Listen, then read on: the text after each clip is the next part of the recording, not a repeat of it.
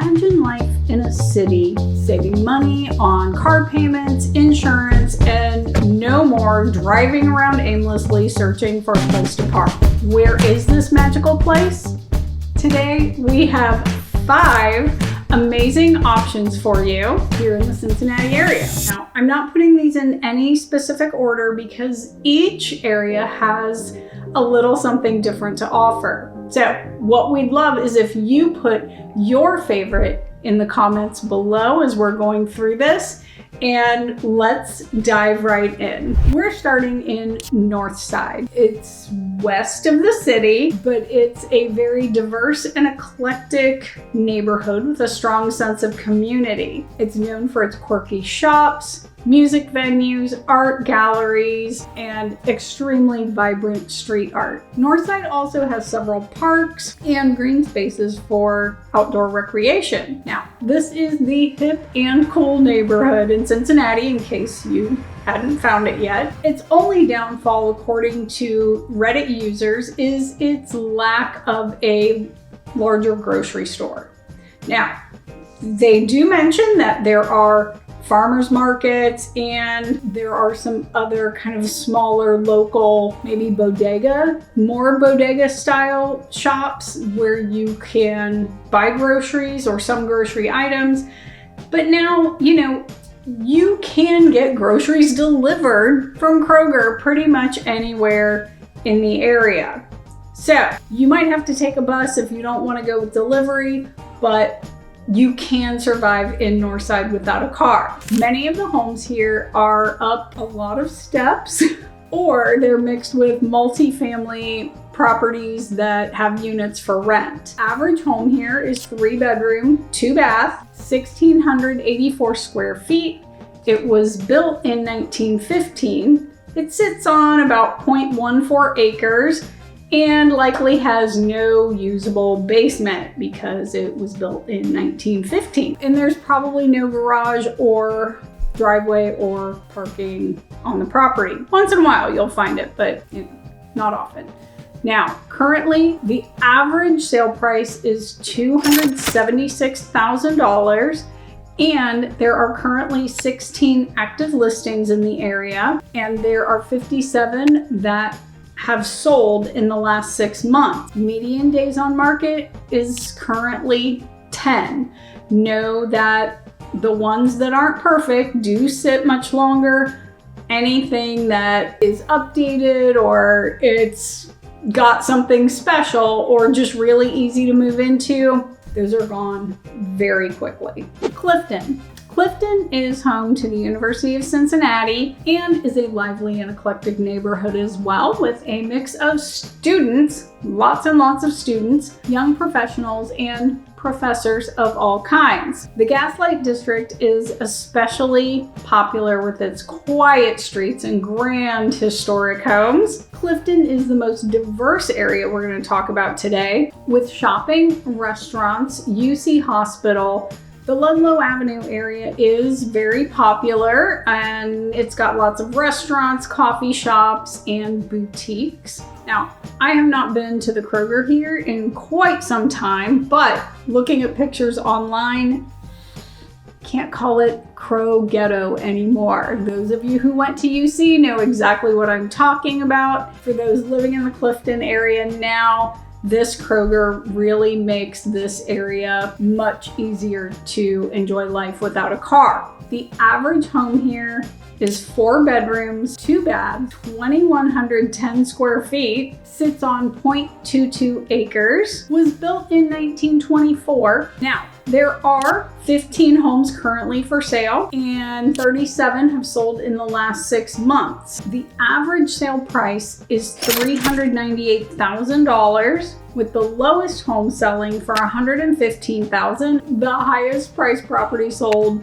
over $1 million. Median days on market here is 12. Downtown. Now, Cincinnati's downtown area has experienced a revitalization in recent years, making it much more walkable and vibrant. Fountain Square is a central gathering place with events, concerts, outdoor dining, salsa on the square every Thursday. There's always something going on, at the Aeronaut or the Taft, a ball game, a festival like Oktoberfest.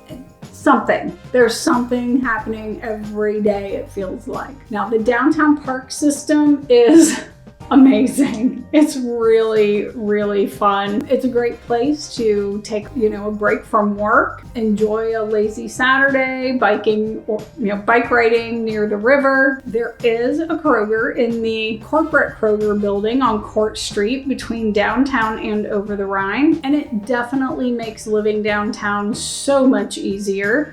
It's walkable also to northern Kentucky via the Purple People Bridge. The homes in the downtown area are in big buildings, and they usually have elevators and higher HOA fees. Now, the average home here is 2-bedroom, 1-bath, 1,461 square feet. Was built in 1895, but obviously lots of recent updates inside the buildings. The median days on market is about 21, so you might be able to think about a home you see for a few minutes.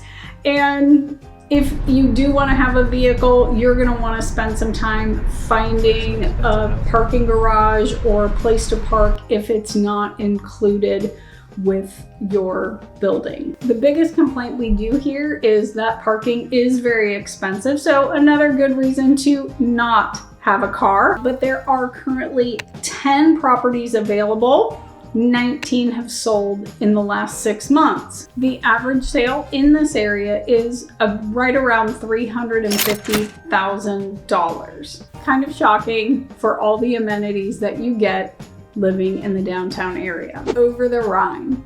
Known for its historic architecture, trendy boutiques, art galleries, and diverse dining options, OTR, as the locals call it, is one of Cincinnati's most popular neighborhoods. Vine Street and Main Street are particularly lively with plenty of shops, restaurants, and bars. Kroger and Findlay Market are right there, and you have a streetcar that will take you to 7 destinations in the area. I would say that Over the Rhine is kind of the Bourbon Street of Cincinnati, just on a smaller scale. But if you're visiting, you'll definitely want to swing over and grab a drink at one of the many brew pubs. Parking is one of the downsides. There just is not much. So if you can go without a car, you'll have a lot more options for housing. Most of the homes are older buildings. Some are condos, but there are lots of stairs. But the payoff can be amazing for views of the vibrant streets. Now, the average home here is 2-bedroom, 1-bath, 1,400 square feet. It was built in 1913 and is selling for an average of $385,000. And there's likely some HOA fees included in that. Not all, but many do have HOA fees. The low price here is about $162,000, and again, that's probably a shell. The high is $985,000. Days on market is also a little slower with the median of 23. Hyde Park. Oh, Hyde Park. The suburb that still has plenty of walkability. The amazing downtown, Hyde Park Square, that everyone loves, and it's just so close to shopping at Rookwood. There's easy access to Oakley and Mount Lookout and all that they have to offer. It's definitely a little slower paced than any of the other areas we're discussing today. And although parking is still an issue, again, we're talking about not having a car, but if you do have a car, it can be an issue, but many of the homes here do have driveways and garages. The current average home in this area is 4 bedrooms, 2 baths, 2,600 square feet, was built in 1933, and sits on about 1/4 acre. The average sale price is $773,000. Now, there are currently 16 active listings and 78, I can't even believe, 78 sold in the last 6 months, and they sold in about 2 days. Hyde Park also has quite a few condo options. There are several big buildings, and then there are all kinds of other styles of condos. And the average condo is 2 bedroom, 2 bath. It's still about 1,600 square feet, which is really nice. So whether you're looking for a healthier lifestyle or reducing your overhead, any of these communities are a great place to start. Reach out for more information and watch this video because YouTube thinks you'll like it. We'll see you next time.